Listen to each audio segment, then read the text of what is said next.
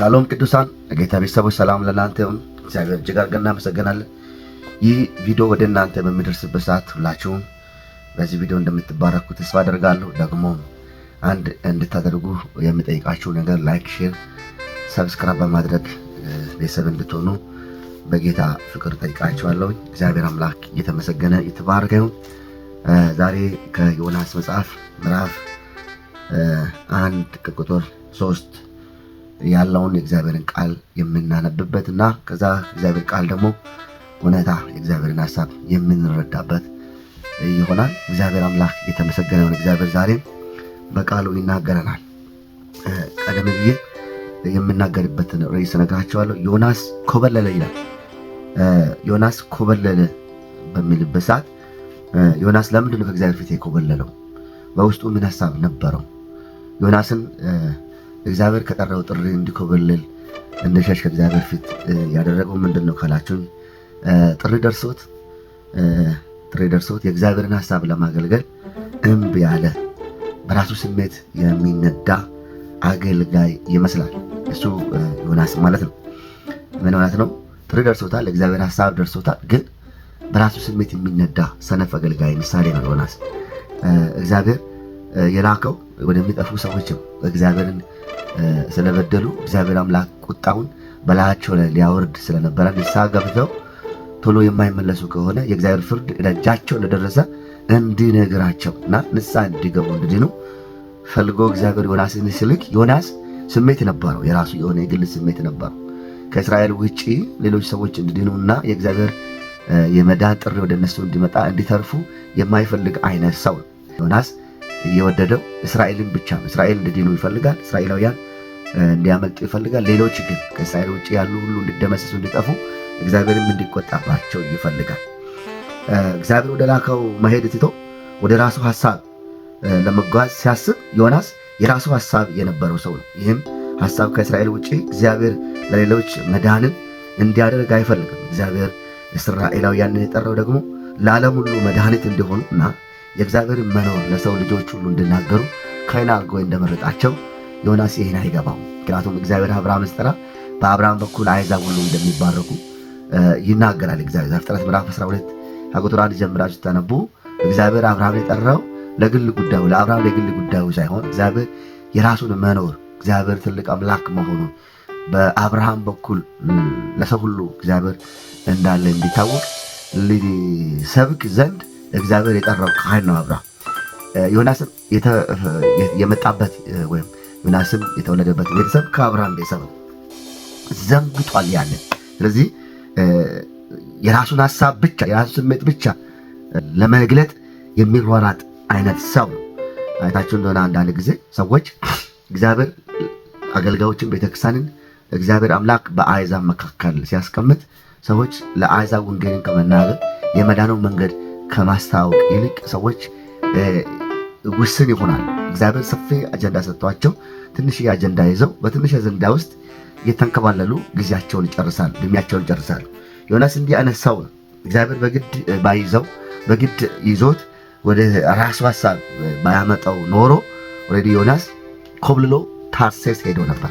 እግዚአብሔር የላከው ወደ ናላ፣ እሱ ግን ታርሴስ ሄዶ ነበር እና እግዚአብሔር የጠራው አገልጋይ ወይም እግዚአብሔር ሐሳቡን አስቀምጦት የጠራው አገልጋይ በእግዚአብሔር በትክክለኛ መንገድ የማይሄድ ከሆነ ለሰው ሁሉ ጭንቅ ነው። ዮናስ ወደ ታርሴስ ለመሄድ መርከብ ውስጥ ገንዘብ ከፍሎ ገብቶ ነበረ። በገባበት መርከብ ውስጥ ነጋዴዎች ነበሩ። እነዚህ ነጋዴዎች ሁሉ ያላቸውን ንብረት በብዙ ጥረት የሰበሰቡትን ጥሪታቸውን ሁሉ ባህር ውስጥ እስኪጥሉ ድረስ ታላቅ መናወጥ እስኪጠፉ ድረስ ስንጠፋ ብለው እስኪናገሩ ድረስ ነገሮች የተበላሹ ሆነዋል። ለምን መሰላችሁ? እግዚአብሔርን ጥሪ ትቶ ከእግዚአብሔር ፊት ሲኮብልል እግዚአብሔር ያዘው ማለት ነው። እግዚአብሔር ጠርቷችሁ በራሳችሁ ሐሳብ ተይዛችሁ በሰው ውስጥ በሰው ቤት ውስጥ በሰው እርሻ ውስጥ በሰው ፕሮግራም ውስጥ ገብታችሁ ሰውን የምታስጨንቁ ሰዎች ካላችሁ ይህ መልእክት ወደ እናንተ ደርሷል። ቶሎ ብላችሁ ንስሐ ግቡና ወደ እግዚአብሔር ሐሳብ ተመለሱ። እግዚአብሔር አምላክ የተመሰገነ የተባረከ ይሁን እና እኛም በጌታችን በመድኃኒታችን በኢየሱስ የተጠራ የእሱን በጎነት ልናወራ ልናስታውቅ የተመረጥን ትውልድ ነን። መጽሐፍ ቅዱስ ሲናገር ጴጥሮስ ላይ ሲናገር ከድቅድቅ ጨለማ ወደ ብርሃኑ የጠራችሁ የእሱን በጎነት እንድታወሩ ይላልና የጠራነው እኛም ክርስቲያኖች በጌታ ኢየሱስ ያመንነው ጌታችን መድኃኒታችን ኢየሱስ ክርስቶስ በደሙ አጥቦ ከእግዚአብሔር ያስታረቀን ሰዎች የእግዚአብሔር ልጅ የኢየሱስን በጎነት እንድናወራ ፍቅሩን ልናወራ ዘንድ ነውና አፋችን ተለግሞ በስነ ምግባራችን የተበላሸ ኑሮ እየኖርን ሰዎችን እያሰናከልን ሰዎችን ወደ ሲኦል እየከተትን ወደ ጨለማ እየከተትን እንዳንገኝ እግዚአብሔር አምላክ ይርዳን። ወንጌል ይሰበካል፣ በአፋችን ይሰበካል፣ በተግባራችን ይሰበካል። ሰዎች እኛን አይተው ወደ ክርስቶስ እንዲመጡ እግዚአብሔር ጠርቶናል። ዮናስ የናናዌ ሰዎች ንስሐ ገብተው ከእግዚአብሔር ፍርድ ያመልጣሉ ብሎ በመስጋት የእግዚአብሔርን መልእክት ወደ ናናዌ ላለመድረስ ስል ከእግዚአብሔር ፊት ኮበለለ ይላል። ያመልጣሉ ስል ማለት ነው። እግዚአብሔር አንደኛ እግዚአብሔር ከእስራኤል በቀር ለአሦር ቀርቶ ለማንኛውም መንግስት ምሕረትን እንዲያደርግ ዮናስ አልፈለገም።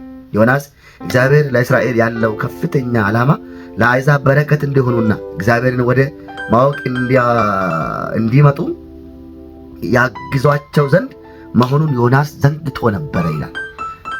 ትልቁን መልእክት ዛሬ የምነግራችሁ እግዚአብሔር ዮናስን የጠራው ዮናስን ብቻ አይደለም፣ የዮናስን ዘር እስራኤልን የጠራው እግዚአብሔር በእነሱ በኩል ሌሎችን ሊባርክ ወደ እግዚአብሔር አምላክ ሰዎች እንዲመጡ መንገድ እንዲያሳዩ እንዲያግዟቸው አምላክ እግዚአብሔር ነው ብሎ እንዲያግዟቸው የጠራቸው መሆኑን ዘንግቶ ነበር። መድኃኒት ይዞ ባለመድኃኒት ሆኖ በረከት ይዞ ሰላም ይዞ እረፍት ይዞ ቆንጆ ነገር ይዞ ቆንጆ ሰላም ይዞ ግን ያን ቆንጆ ሰላም ያን ቆንጆ በረከት ያ ከእግዚአብሔር ዘንድ የወጣውን የወረደውን በረከት ብሌሲንግ ይዞ ኮበለለ። ላይነግራቸው እኮ እንዳመልጡ ወገኖቼ፣ እኛ ጋር ያለው መድኃኒት ነው። እኛ ጋር ያለው ሰላም ነው።